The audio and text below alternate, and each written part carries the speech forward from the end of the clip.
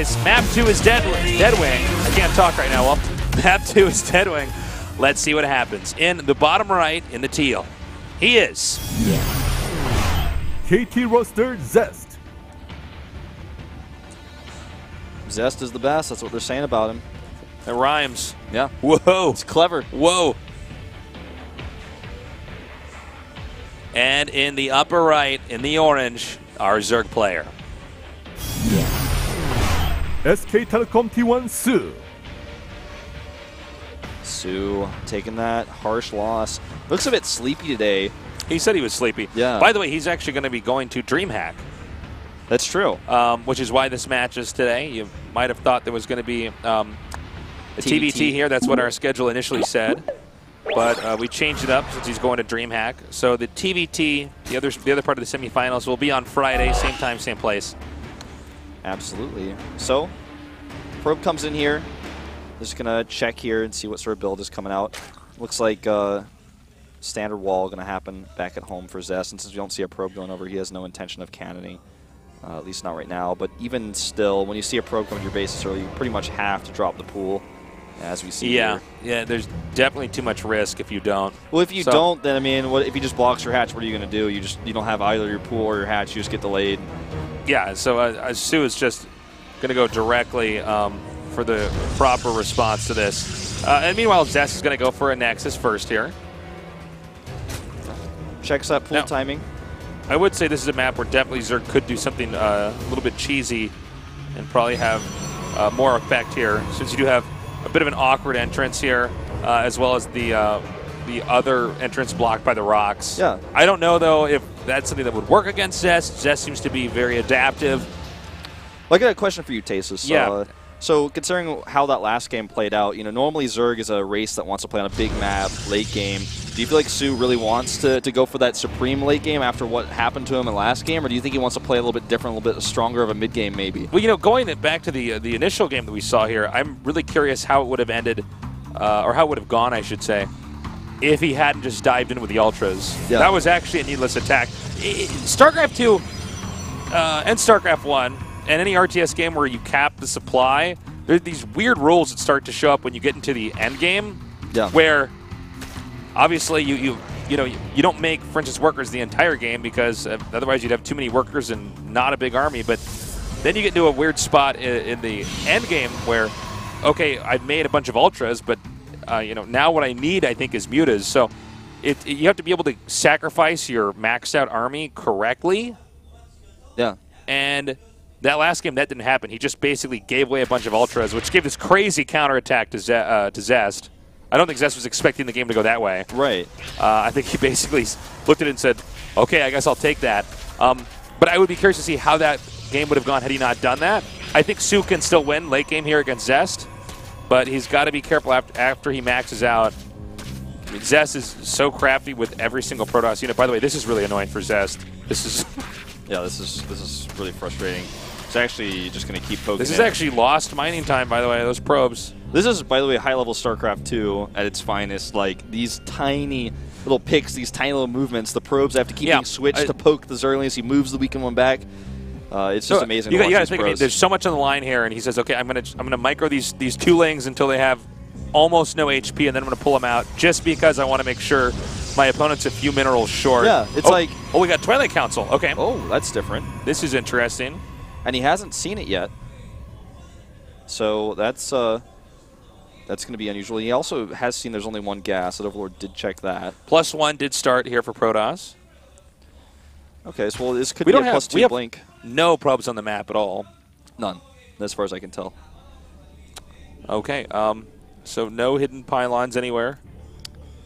At least for now. We have the Stalker coming out here. This is exactly what you want to do when you get that Stalker out that quickly. If you're not going for sentries and stuff like that, is to actually just come out and try to drive out the other lings outside the base. Oh, yeah. Don't do it. Oh, is he going to get in here? He should see this. If he sacrifices himself, he definitely will if he just goes up a little bit further north. Okay, now he sees all the gates. That's going to tell him, okay, more gateway pressure. Also, he did see a Stalker there. And he actually did not see the Twilight, Wow. Though. I got to say, it's a bit funny simply because he didn't send that Stalker down quicker. Yeah. And yet somehow Sue didn't see that just because that cannon was put in just a certain position where the Overlord wouldn't go any further. It's so funny because this is not good for Su now because he stopped scouting because he saw the gates. He was like, oh, okay, it's going to be 4 gateway pressure with +1 here. I have a forge, I already see that. Okay, now I get it. I don't really need to check for anything else. But now it's a big, super aggressive blink attack, and he has no idea that it's this aggressive, that it's this committed to. He didn't see all the gates either. Well, he might have just seen the Stalker, right? And the fact that there was nothing else, he might be thinking, okay, well, this is going to be some kind of Stalker rush. He's getting the Lings and the Roaches, and there is the proxy pylon. Yeah, and I actually thought that he would have had to have hidden a probe out here to get this timed out better, but I guess not. It worked out. He never really attempted to do that after we got past the very early part of the game. So we have 11 Roaches hatching now. It's a lot of Lings on the map, too. They don't have speed yet. Looks like also, he may there's no burrow being upgraded right now. So that's something to keep in mind, too. A lot of times the way to stop these Stalker rushes is with burrow. Oh, so sick. Oh, my God, that's so sick. Oh, that was totally not what I was expecting as a pylon wall there. So now he's just stopping. I guess that works. Here. And he can just recall whenever he wants. Oh! You come down, he blinks up. You come up, he blinks down. It's a game of cat and roach, Wolf. That certainly it is. Okay, so he's going to blink out of here. Now, in Su's defense, this is actually a ridiculous number of Zerg units. Oh, my God, that was a really good time warp. That's a lot of Lings on the ground, but they're still slow Lings. Regardless, I mean, it just seems like Su has too much. Okay, so Zest's strategy was really cool. It's quite unique, too. Well, it's really cool, but the question is this actually going to be enough? Let's see here. More Lings and Roaches are streaming down here. It's relying so much on his blink micro here. Yeah, and also Zest has pulled the Stalkers away enough from the high ground where he can just really deal damage to the low ground units. He's not making any more probes still. He's just making 100% units right now. He's killed so many drones. The worker count is even right now. He's not mining from this base. Now, note that he actually lost that probe that made the 3rd pylon there. Yeah. So, okay, there we go. 2 sentries going to come in here, so he can force field that if he wants. He's going to kill his hatch eventually, I feel. There's just... Oh, missed force field there. Oh, God! Oh, no, too late. Oh, this is not good. The Roaches are actually on his retreat path here. He might actually just have to stay up there on the high ground, which would be terrible, but he's going to lose the sentries. Oh, we got Stalkers blinking all the way over there. Okay.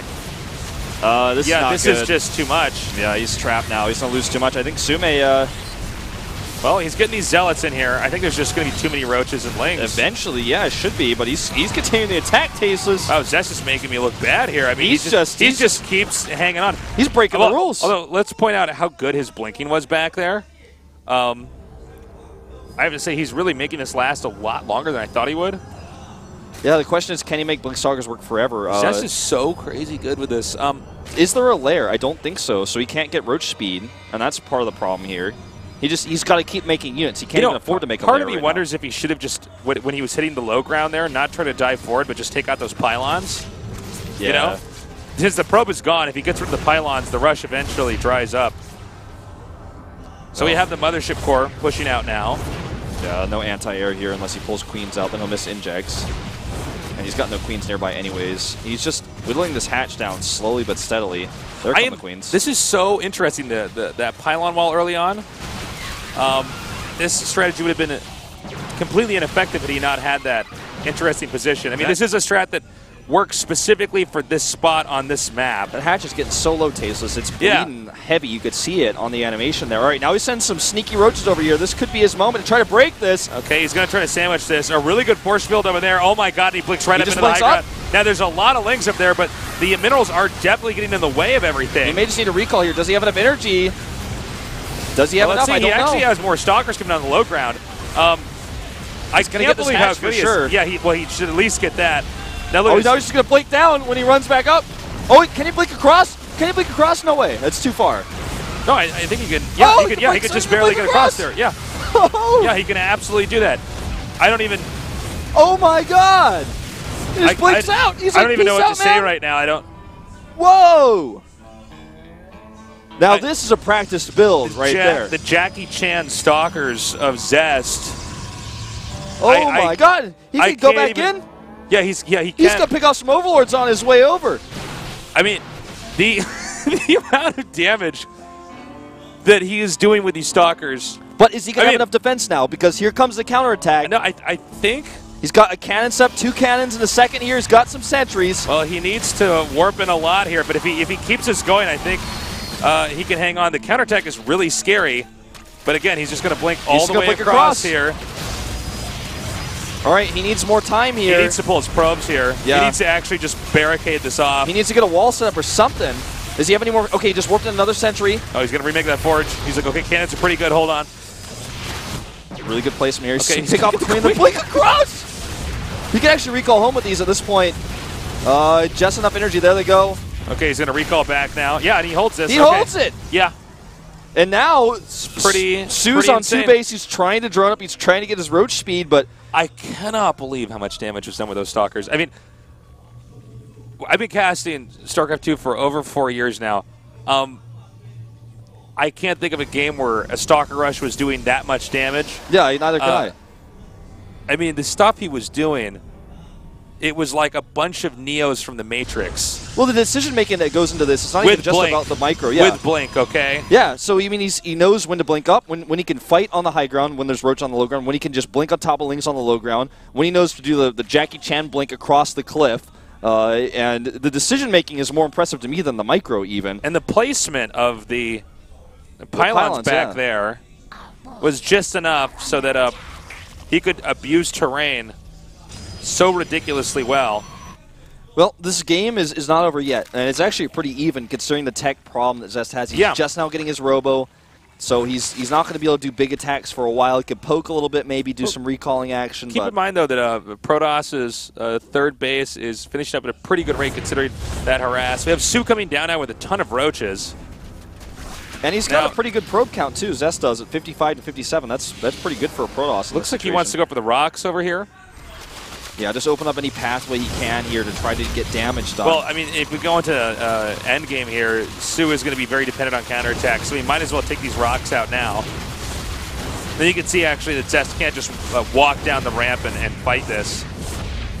Oh, and Sue's actually just going to go for it. Okay. Look at Zest. He keeps his sentries here just in case this possibility. He's got it really covered, man. Yeah, it's actually really nicely done. This is a great series already. We're only in game 2. Well, this is like always having his the dream right here. This is the dream. Wolf is a best of 7 here. Zest and Sue. Rematch of a finals. Yeah. And I got to say, it's actually a treat because that rush was so cool. Yeah. And he did so much more damage than I think anybody was expecting him to do. Yeah. Granted, I do think that Sue should have taken out the pylons.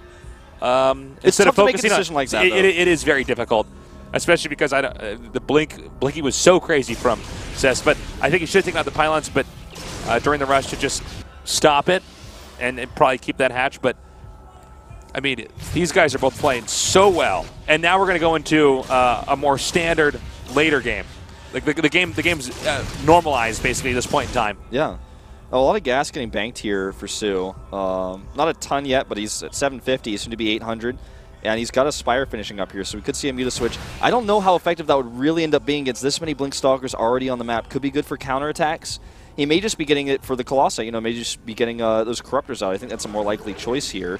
Yeah, this I think is definitely what he's going to do is probably go for Corruptors. He's got, what, 800 minerals, a little bit more, or 800 gas, excuse me, a little bit more.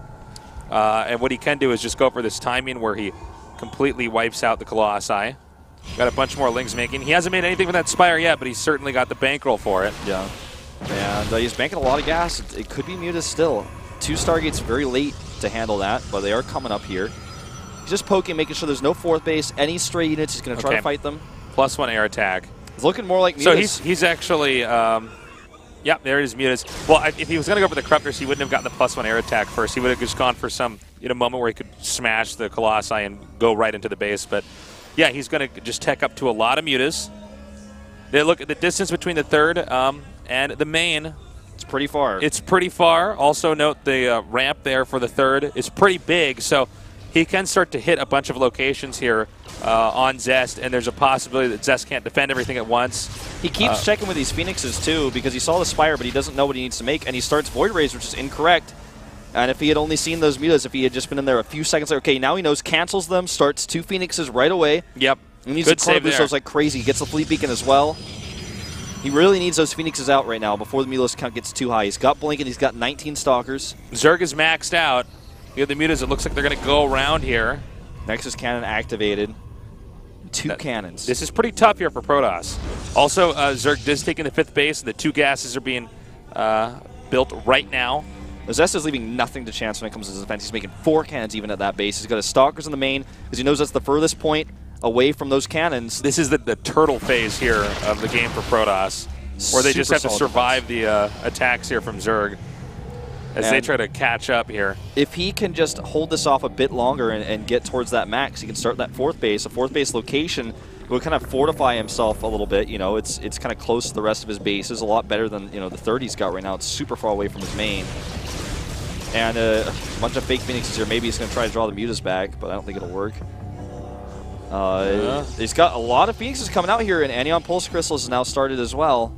Notice he's not making gateway units now. He's actually leaving his supply open here to make air units. Yeah. He wants to counter the Mutas directly. Right. So there's nothing coming out of the gateways anymore. And here comes the Warp Prism. He also wants to leave supply open for that. Yes. So he can harass. And I believe he's warping in a few Stalkers right over there. I think you're right. I believe so. Sure. Either that or he just opened it up. We Yeah, saw I some think he just Stalkers opened make. it up. Yeah. Okay, so we have Zest now starting to poke out. Notice how he's hanging on to that center right side of the map there where the watchtower is in that little valley. He just wants to keep the ground and the air army separate if he can, so his Phoenixes can do the most damage. Okay, so he's going to come up here. He's still hugging the wall. Yeah, he's sliding around here a little bit. He's going to start fighting right away on top of those. Great time warp here to zone out the roaches. Yeah, and just really continue good. to try to pick off a few of these. One Phoenix gets caught. A nice dodge otherwise. Almost saves it, actually. And he's actually going to go up here and try to do this. He's going to keep pushing out. He's nearly maxed. He's about to have +3 and +1 for his air. Is Sue actually going to counterattack here? It looks like he wants to. Yeah, I don't think he's going around this army. Right choice. Yeah, he's going around. He's going to just try to force Zest to turn around, maybe force him to recall. And so far, he is turning around. Oh my God, he's going to go in right now. And we have a bunch of spine crawlers. Sue wants a base trade, but actually Zest is just going to go all the way around and head right back to his base. Yep. And he's just going to sandwich these units in and crush them here. There's so many cannons. He's made so many cannons. Oh, this is so sick by Sue. He's going to go for Swarm Host next. This is so good. Yeah, great switch here. This is going to be pretty shocking. He's just going to try to do as much damage as he possibly can. He's also but I got to say, actually, you know, really good handling here from Zest. Yeah, most counterattacks we see from Zerg like that do a lot more damage, but he was really on top of that. Blinking enough Stalkers into the main, you know, recapturing the 2nd and the 3rd.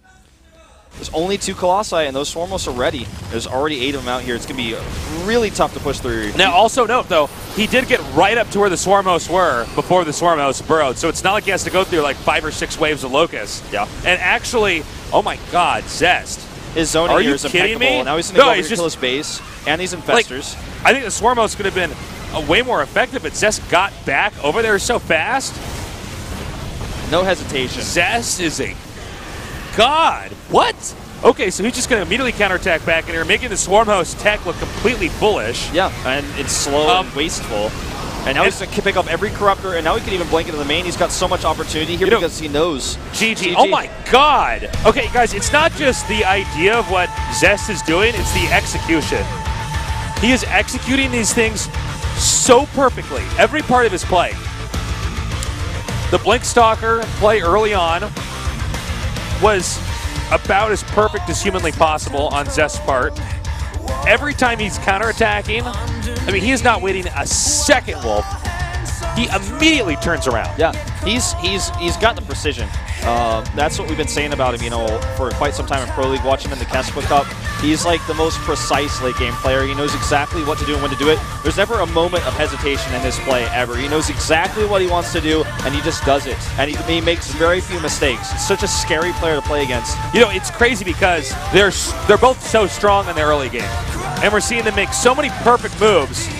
And as each sequence of the game moves on, eventually Zest just gets to this point in time where suddenly it snowballs and he wins. Yeah, he's just I didn't think that the counterattack Swarm Host play was like necessarily bad at all.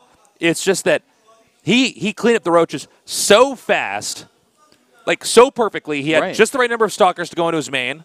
He turned around instantly. We've seen a lot of games lately where it becomes a base trade. Yeah. Turns around instantly. The moment he identifies, okay, I'm fine. this attack I can just keep going. Immediately gets back over there. The Swarm Hosts were hatching when he was around a little bit north of halfway across the map. Then he gets there. The Swarm Hosts burrow once and get killed. And he gets it. It's unbelievable. We're going to go to a short break, and when we come back, we're going to go to game number 3 here with